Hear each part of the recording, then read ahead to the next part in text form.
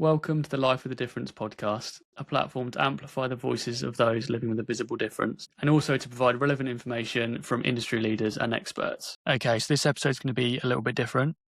I spend so much of my time and my energy and my money, frankly, researching and going to appointments and trying new treatments and just trying to gather as much information as possible in order to find some answers and hopefully alleviate some symptoms. Now that's combined with my advocacy work, I feel like I'm kind of taking on even more information, and I just really want to share that information with you guys. So I thought it might be an idea for one episode out of every season. I just kind of share what I found. Maybe we touch on a couple of the most important points from the previous episodes.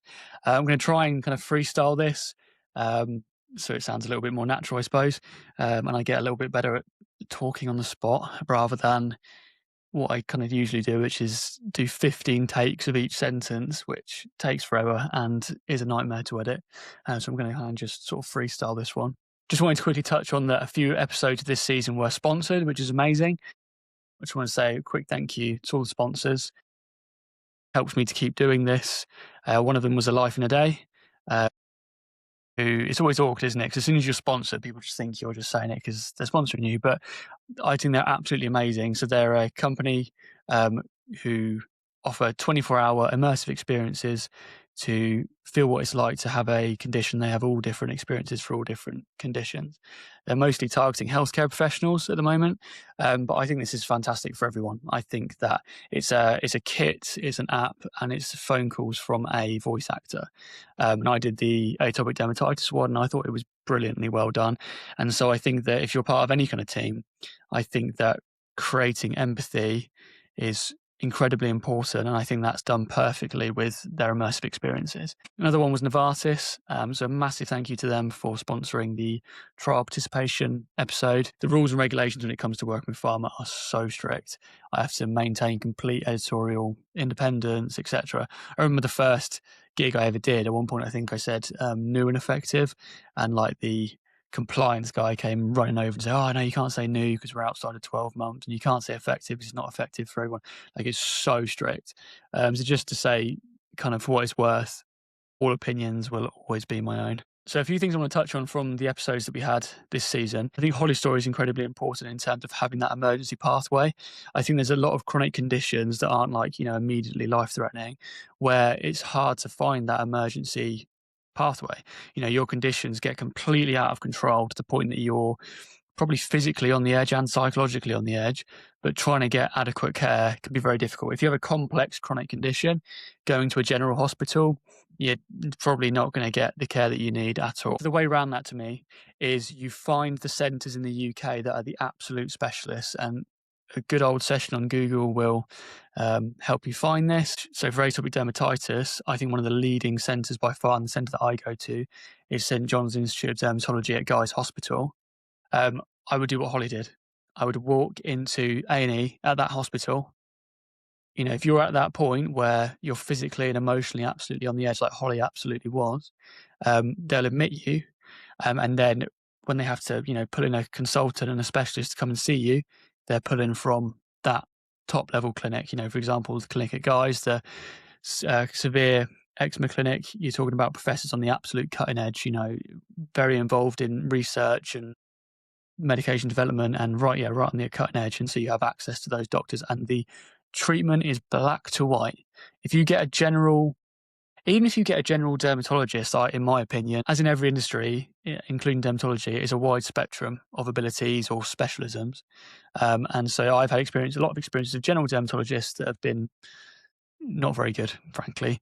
But compared to the absolute specialists, it's black to white. And so I would have that emergency pathway in your mind. There's a whole other thing of getting into that clinic where you have to go through your GP and do all that.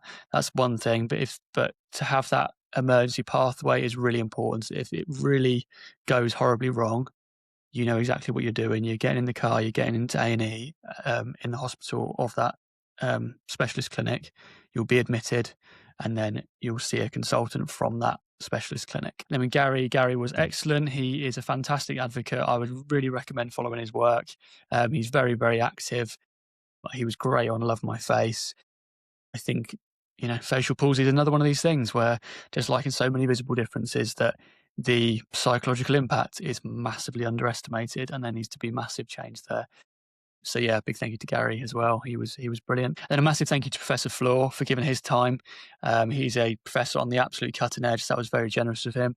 When it comes to new medications for atopic dermatitis and dermatology in general, the pipeline is quite strong, but it requires trial participation. And so hopefully that answered some questions that people might consider that in the future. So for a couple of quick things that I wanted to very quickly touch on, I've noticed a lot of people on social media, there's this attitude, it's almost like a sneering, condescending attitude by people who have never had to live with a chronic condition, almost looking down upon people that have to take medication.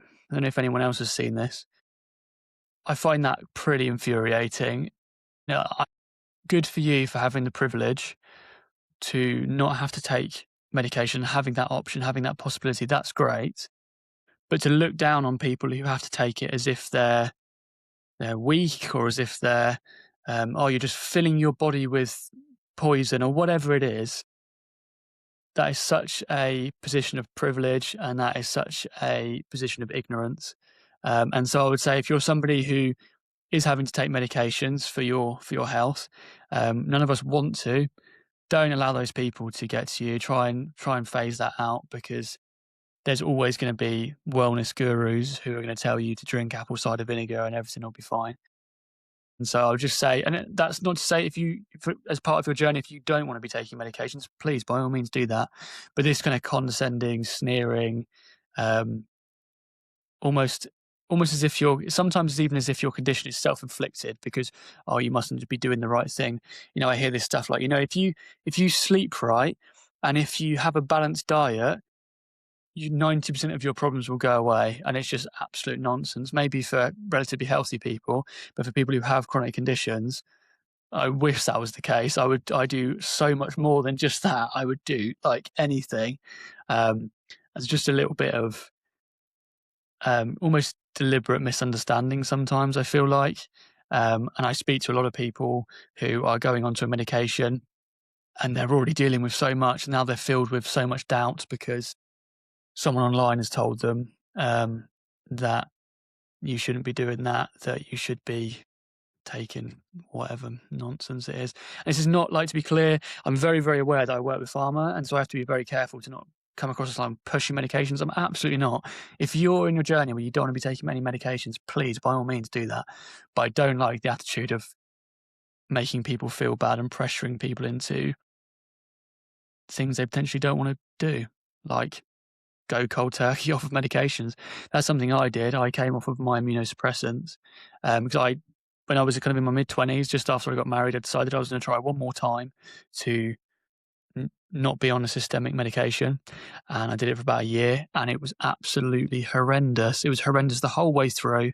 And then at the end of it, it was the worst part of my life. It was the worst thing I'd ever experienced. It was horrendous. It was just, I was clinging on every minute of the day to when I finally was able to get some care again. So yeah, don't let people pressure you is kind of the point of that, I suppose. Something else that I want to touch on, and something that I know affects so many people, and something that I want to gear my advocacy towards. I've noticed within the NHS, there is just this administrative incompetence that is just frustrating beyond all reason. It's not. The NHS has wonderful sides, and it has sides that need improvement, and there is wonderful care and less good care. But I think this one of the kind of more insidious things that isn't talked about enough, and the effect isn't understood enough, is the psychological burden, time burden, energy burden of managing a condition. We've all had it. You go to the specialist sends a letter through. The GP obviously doesn't get the letter. Then the GP wants to fight the specialist on something, and then the specialist wants to fight. And then all of a sudden, you're just in the middle of their nonsense. You as kind of the customer, I suppose, are stood in the middle between these two battling sides. Or you get to the specialist, and we don't have the scans because that's not on our system, because that's not on that system. The NHS is supposed to be this, all under one roof. these kind of things, or you need to get a blood test done, but it needs to be from the specialist. But the specialist is 3 hours from you. But I can't. You can't do it at your GP, but you can do it locally. But you got to wait 2 months. It's just exhausting. I'm talking about handing in physical letters to my GP in 2026. My wife just had one where specialist said she needs a medication, went to the GP, needs to prescribe, went to the GP, no, they need to prescribe it for 28 days, go back to them.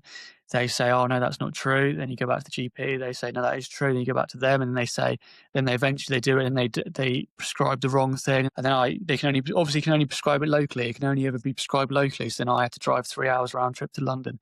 It's just insane. It's ridiculous. And so I'm going to kind of gear some of my advocacy work more towards addressing that for what it's worth and trying to highlight the issue that it's the administrative incompetence. The condition is bad enough as it is, but trying to deal with bureaucracy and inadequacy and incompetence is just exhausting. So in terms of my own situation, I'm on an immunosuppressant and a biologic. I don't want to say the specific ones because I mentioned Novartis in this episode. I'm sure it's fine, but just to cover myself. I've tried red light therapy recently. I'm not noting that particularly to have much of an effect. Again, with these things, it goes up and down so much, it's so hard to tell. Could be. I will give it more time and let you know. Something that I'm about to try is hyperbaric oxygen therapy. I've heard loads of people talking a big game about it, about how fantastic it is. And as with all these things, I just want to try it myself when it gets to that stage. You can read as many studies as you want, but it's worth trying it yourself. And so there's a company called Oxidize who's just offered me 2 months for the price of 3, which is pretty good. So I'm going to get rid of that sofa, and that's going to become HBOT area. And so I'm going to do that for 3 months. You're supposed to do 40 sessions, an hour and a half sessions, an hour and a half, can't remember. But basically, it increases the atmospheres to 1.5 times what it normally is. And then you breathe in pretty much pure oxygen. And that apparently greatly improves the healing process and reducing inflammation, etc. So I will document that. I'll let you know how that goes. A little bit daunting to spend so much time in basically a little tent, but yeah, worth a try considering how many people have been talking about it. So something else I'm going to be doing. I really enjoy the podcast. I really enjoy the conversations. I really enjoy getting the information out there. It's hard to get people to sit and watch the full YouTube episodes, understandably, because they're like an hour long. But the clips on social media tend to do quite well, which is I try and get some really key information out there. A couple do a couple of 100,000 views, a few do kind of tens of thousands. That's good. And I've found that the conversations are very personal and very emotive. And I find that recording remotely takes from that a little bit. The little things like there's like, a second delay or half a second delay. The way that I have to monitor to make sure everything's firing as it should be in terms of the recording software. The guest has to kind of do some bits on their side, which, I always want the guest to focus on just kind of sharing their story and having a conversation. And so I don't think remote is the best version, which it's not for most podcasts, to be fair, but it just makes it so much easier. But I think particularly for these conversations, I think it takes from it. And so I'd like to do in-person podcasts. So I'm going to buy all the kit to do in-person podcast recording, so I can do as many of those as possible in person. So I imagine that will be a lot of people's houses if they're kind enough to have me, or offices if it's for a charity or a specialist, for example. But I'm also going to be getting my van professionally converted to a little podcasting studio. So if there isn't a good place to record, we can just do it there. And just to say a really huge thank you to all my guests so far. It's been wonderful. The amount of people that have stepped forward to help share their stories has been lovely. And just to say, please never worry about reaching out for some help or some guidance. It's my absolute pleasure to help in any way I can. Sorry if I'm sometimes a little bit slow and a bit rubbish at replying. It's just quite busy, to be honest with you, which I'm kind of grateful for. All the different opportunities to help and be involved. I'm talking at the University of Hertfordshire this month for a psychology and skin module for HCPs. I'm flying off to Munich tomorrow for a pharma gig. I won't say anything more than that so I don't get in trouble. So yeah, please don't worry about reaching out. I find this work so inspiring. I enjoy helping, and I'm always super keen to help. And thank you so much for your support. I feel like I need to do a better job at supporting other advocates. I feel like I've had my head down, I've been kind of working away, and I'm not getting my head up and supporting other people with their work. So yeah, I'm kind of sorry about that. I feel like the advocacy work is kind of split into two sides. And so you've got one side which is um, awareness projects and speaking universities and reading through trial documentation and being on the NICE appraisal. And then the other side is kind of the social media side. So it's podcasts, it's um, posting on Insta and TikTok. I feel like I've been neglecting the social media side a little bit. And so I need to spend a bit more time over on this side to help share the information, get the information out there, and share it with you guys. So yeah, I'll try and do a better job of that. I think for the next one of these, I'll do some sort of Q&A situation maybe. Last week I led a parent support group with eczema outreach support, and there was a Q&A section in that, and I think that was quite helpful. So yeah, I'll probably stick a box up on Instagram for people to ask a few questions. In terms of tangible advice, as always, I would recommend this stuff from Altruist. They don't sponsor me or anything. It's changed my life genuinely. To be someone who wakes up and sometimes my skin is in a massive flare and I have to spend all day feeling really embarrassed and getting funny looks, sometimes comments, to be able to have just a sun cream that you can slap on but that covers that has been fantastic. And just even knowing it's there still when I am having a flare, I have that option, is brilliant. It's just such a simple solution. Something that I've started recently is EMDR. I did about 2 years of CBT, which I found really useful. I'm only on like my second session of EMDR, but when someone explains it to you that it's just lights going back and forwards, and it kind of doesn't sound like that much, but I could feel an emotional reaction to it straight away. Like something kind of triggered in me, and I could feel that it was doing something, if that makes sense. So yeah, I'll kind of keep updated with that. I think that EMDR targets more of a trauma response sort of situation. I think that people with chronic conditions often have those traumatic memories, whether it's moments of kind of public humiliation from someone being very cruel or bullying or whatever. And so I think that EMDR could potentially be quite helpful. My mum is just about to qualify as a counsellor as well. She's in her 5th year now. And so I think she could be quite a good resource. I might have to get her on the podcast at some point to kind of discuss all this kind of stuff. And talking of carers, I've had quite a bit of interaction with carers over the last few weeks in my work. The same themes keep propping up. It's this feeling as if they're not the one with the condition, so it shouldn't feel difficult to them. They shouldn't complain. They should just get on with it. And that is rubbish. Like, what you're going through is incredibly difficult. To watch often someone that you love going through something horrendous, especially as a parent, I imagine is really, really hard to deal with. And it is a huge time commitment and takes a lot of energy. And can be incredibly emotional and just exhausting. And so I hope you know, as a carer, that what you are going through is very, very difficult, and it's really important for you to take time to look after yourself as much as you possibly can, whether that's through respite or whatever it may be. I think that therapy is often a really good idea for carers. You're often going through something pretty traumatic or watching your child go through something traumatic. So please take the time to look after yourself, and please recognise and pat yourself on the back for the incredible work that you're doing. I wouldn't be the person I am today, not even nearly, if it wasn't for how incredible my parents were as carers. So please be proud of yourself and know that your job is very, very difficult and you're doing amazing. I thought I'd share a couple of the questions that I got asked in the EOS support group, parent support group. So one of them was, and these are all for parents of youngish children, probably getting towards 8, 9, 10, something like that. They were talking about sleepovers starting and how daunting that is, because they have such high care requirements, and you don't want them to be embarrassed and you don't want them to have a flare. And just in my opinion, I think there's some times where the flare is worth it. I know that was the case when I was younger, that particularly if it's a one-day thing, let's say it is a sleepover, if you can set them up and get them all ready and send them off to their sleepover, working with the other parents as much as possible, and you pick them up first in the morning, they might flare, but that might be worth it for the time they had with their friends. As an example, for me, I went to a Reading Music Festival, and I don't think I showered the entire time, frankly.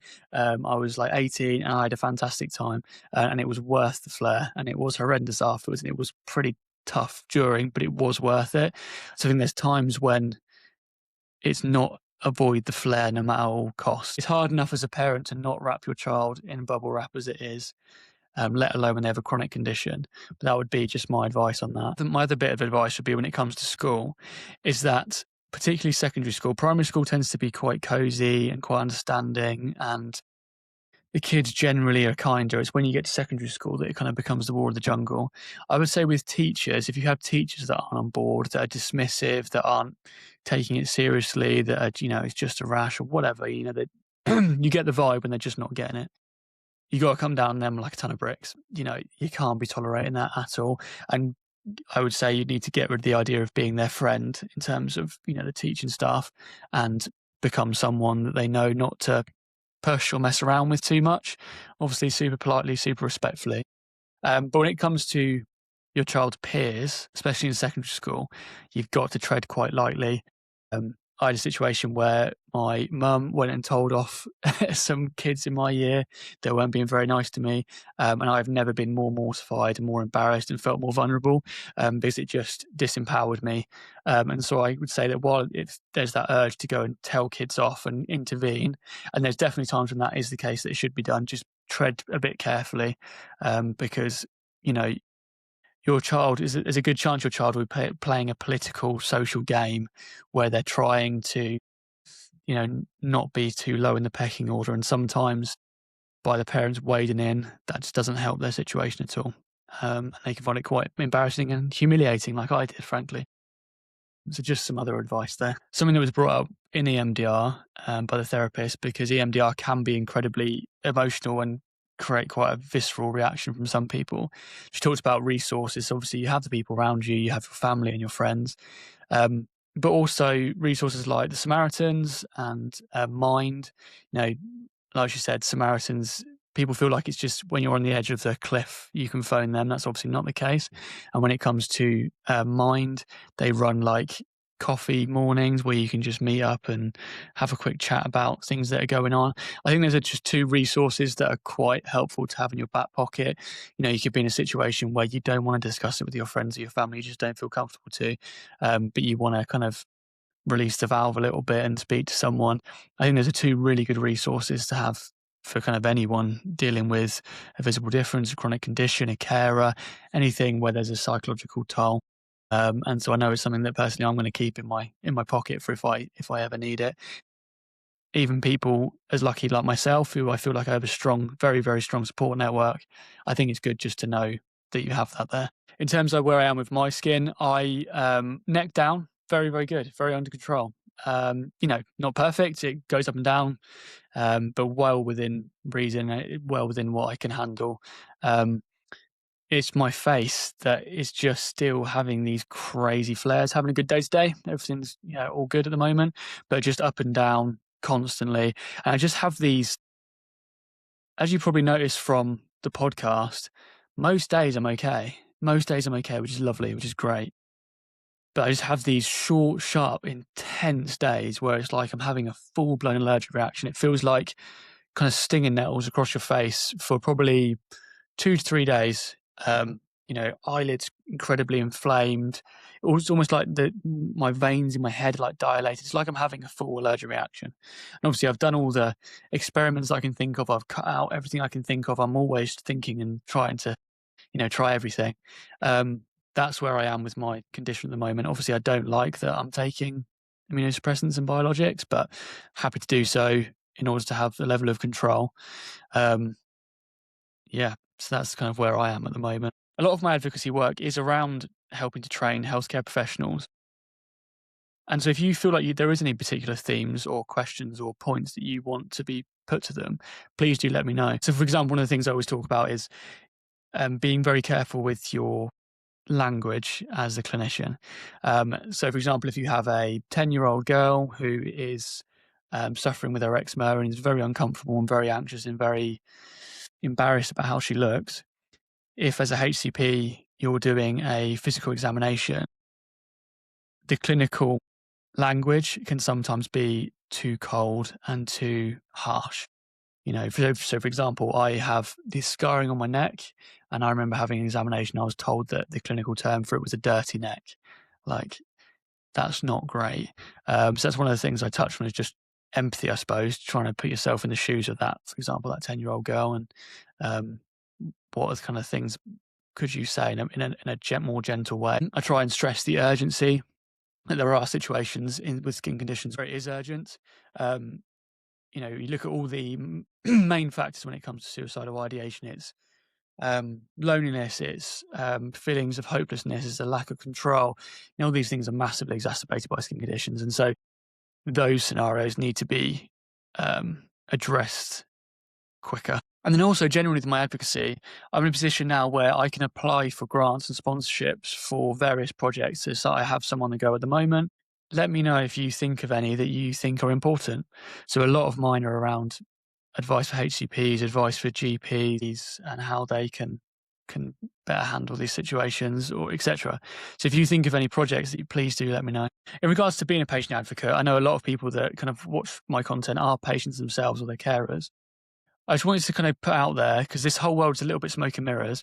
There is a whole patient advocacy world out there if you want to get involved, and it is difficult to figure out, and it's kind of quite a lot of connections based and kind of who you know a little bit. So, for example, once you get to a certain level, there's kind of this sponsorship and grant process where you can apply for sponsorships or grants to fund different projects, and also just to say that your knowledge and your expertise is incredibly valuable. You don't think of it in that way because it's something you've lived with your whole life, but because you've lived with it your whole life, for 20 plus years, you have knowledge that is very valuable to, particularly to medical companies and pharma companies. Pharma companies are creating medications in order for patients like you. What other business develops a product without information from their end user base? And so you are very, very valuable. So if you would like to get involved, and if you're uncomfortable with pharma, there's so many other ways to be involved. There's working with charities. I work closely with the OS. I work closely with Changing Faces. I've done some work for British Skin Foundation. There's so many ways to get involved, and you're very, very much needed and very, very welcome. So if you do want to get involved as a patient advocate, please do so. And if you've got any questions, just let me know. Thank you so much for listening. I hope this wasn't too jolty. I don't know how the proper podcasters talk for an hour and it just kind of flows into each other, but hopefully I'll get better with more experience. I think I'll try and do one of these per season, just to touch on some information that I've kind of learned recently, or anything that I feel like might be important. But as always, if I can be of any help, please do let me know. I find this work so inspiring, and I'm always keen to help out. So yeah, thank you for your support, and thank you for listening.